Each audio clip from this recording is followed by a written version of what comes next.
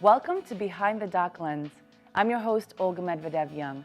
With us today is Sam Kauffmann, a professor of film at Boston University and the author of one of the most popular editing guidebooks in the world, Avid Editing, a guide for beginning and intermediate users. His work has been screened at the Museum of Modern Art in New York and aired on PBS and local stations throughout America. He's here to share his film, Massacre in Murambi. This short documentary goes inside the devastating events that took place in Murambi, Africa, and explores the link between Rwanda and Darfur, Sudan. This is Behind the Doc Lens.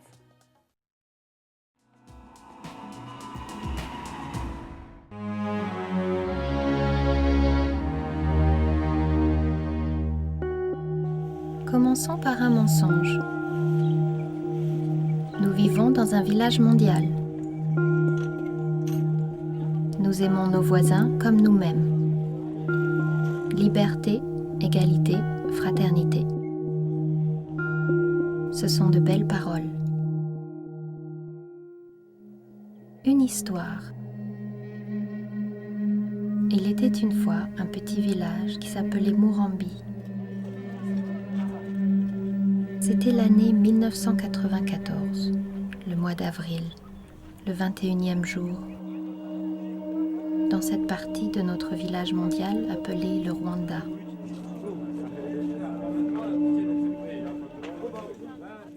Où étiez-vous? Joining me today is Sam Kauffmann. Sam, thank you so much for being here. My pleasure. What inspired you to make this film?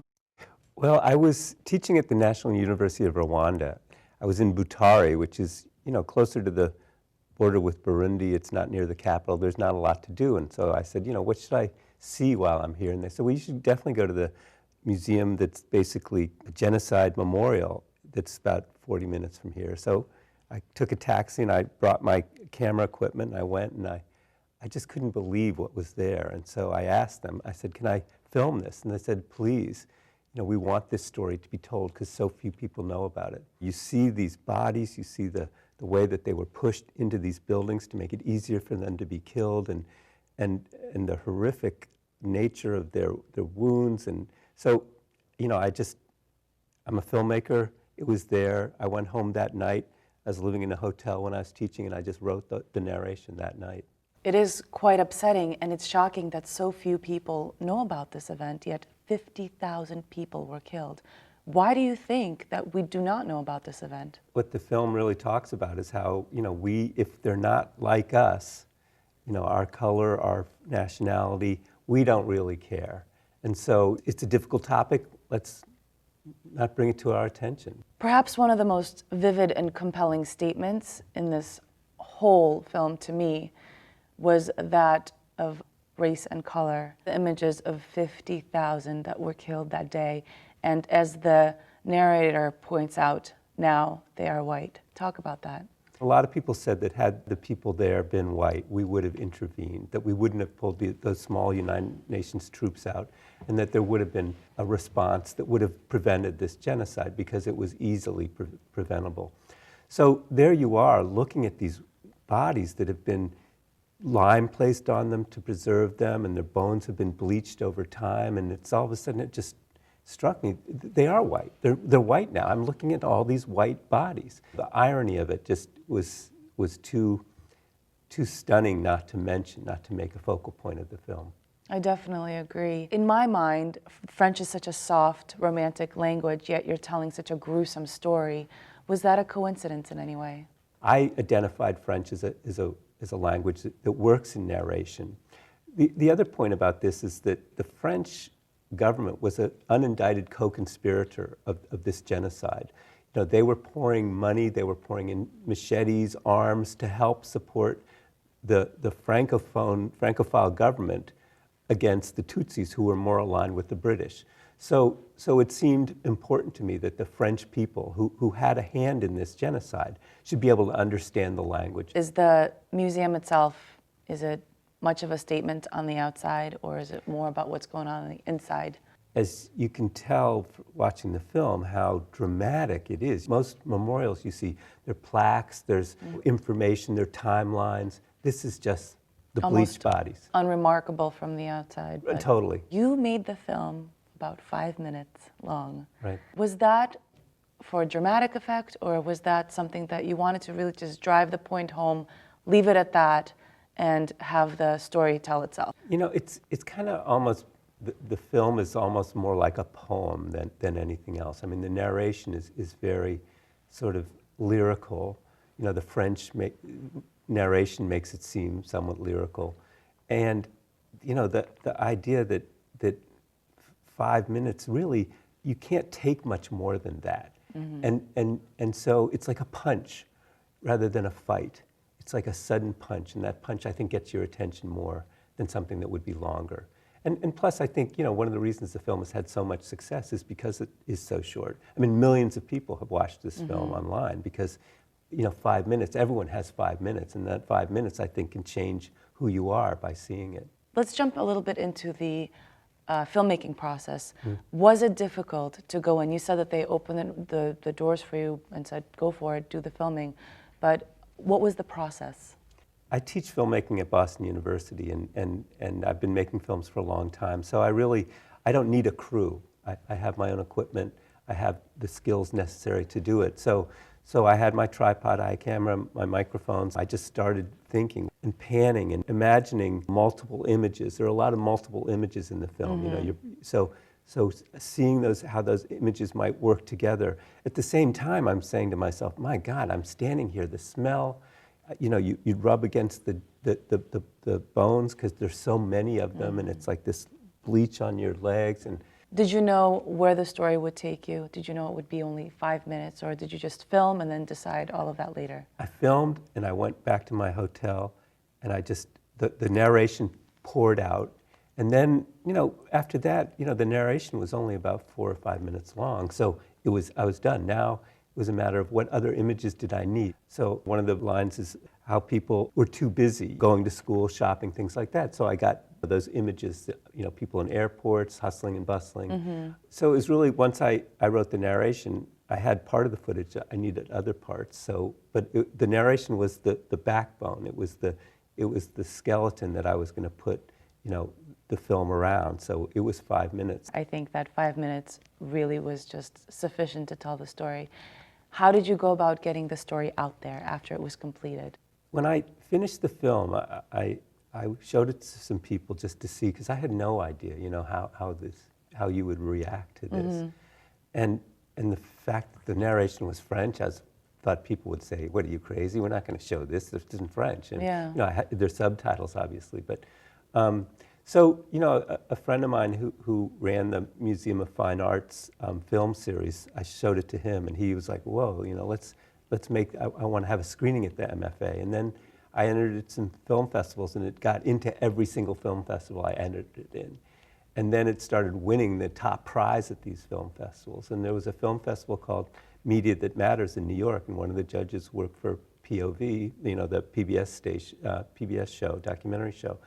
So he said, you know, we really would love to air this on our, you know, PBS. So it had national broadcast. And then it's on the YouTube, and over 1 million people have viewed it and commented on it. So the audience is being told, you know, you're part of this lie.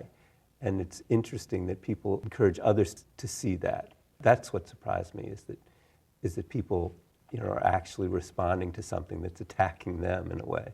Do you want the viewer to be asking the question, why? Why did this happen? I want the viewer to ask, why did this happen? And I want the viewer to ask, why is it continuing to happen? You know, why are we not doing something in Syria? You know, why are we letting something, you know, all these people be killed by their own government? You know, why did we let the situation in Darfur get so bad that it almost, you know, it's a wasteland now? Yeah. Were there any challenges to making this film? I think any film is, to make a film that has, that moves people is a tricky thing to do. You know, the woman who did the score, I mean, she's a big part of the film's success because the music is haunting, but not over the top. It doesn't put your nose into it. It lets you feel it rather than making you feel it. Did you make all of those calls? Did you make all the decisions? I made the decisions. You know, what happened was, there's a there's a film called Requiem for a Dream, and Clint Mansell is the composer. And when I was doing, when I make a documentary, I use temporary music. I take copyrighted music and I use it so that I can, say to a composer, this is what it should sound like, but I don't own the rights to that. Well, I used this pieces of music from that film, and I fell so in love with that music, and I thought it worked so well that I went out and I got the festival rights. Wow. I paid, like $800 to use that. But then when, all of a sudden, when people were saying, we want to broadcast it on television, I didn't have those rights. So that's when I went to this woman, April Thomas, and said, can you do something? And she did something even better than that music. And so, as I say, the narrator, I got this woman who worked at BU in the French department. She's from Paris, and her voice is so haunting. If she weren't as good as she were, the film wouldn't be as good. So many things have to go right. When you're gathering B-roll, how do you come across, the person and say, is it okay that I film you, or what are the... Yeah, if they're going to be identifiable, if there's like a crowd of people and you really can't pick anyone out, I wouldn't. But I have a release form that I carry with me, and so I go up and say, I'm doing this film, would you mind being in it? And usually I have a sheet of, it's a sheet where you just sign and put your email and your phone number, and there's like 20 spaces, so it's not like I have an individual sheet for everyone, because it would be just too much paper. And what I do is I actually, a production assistant taught me this. I get a couple of people to sign their names before I go out. Nice. So that when people see, oh, John Jones has signed, I'll sign. So it's kind of a trick. And in terms of other tricks, are there any up your sleeve that you can pass on to other aspiring filmmakers? If you're ever in a situation where you're traveling in another country and you're with the intention of doing a film, I've found that the best people in the world to hire are taxi drivers. I find someone who speaks English, and obviously they speak the language, someone I can work with and like, and so it's like having a guide, having someone to help you carry equipment, and having a translator. So that I recommend it highly if you're ever doing a film, is to get someone who knows the area, and it's usually who knows better than a cab driver. Yeah, I think that's definitely great advice. And is there any advice that you can give in terms of how to deal with political red tape or government red tape in foreign countries? You just really have to be patient. I'm not very patient, so it's a skill that I've had to work on, because things just don't work as quickly as in a developing nation than it does in the United States, and there's there can be a lot of red tape, and it can be maddening to try to explain yourself. But people there, in the most part, if you're persistent in a friendly way, they'll respond. If you show them patience, it won't work. You have the product in your hand. What's definitely the first step in order to get your story out there? I really believe in having screenings of your work while you're doing it in progress. Bring people in, get their opinion, what's working, what isn't. Then, when it goes out there, you've already had the criticism, you've already responded to it, you've made the changes. Why send something out because you think it's great, and then find out that all the criticism that you would have gotten, now you're getting, and it's not going anywhere. There's a website called Without a Box that makes it very easy for you to apply to film festivals. And there are a lot of different film festivals, so I really think you have to give your film a chance, you have to submit it to at least 30 festivals.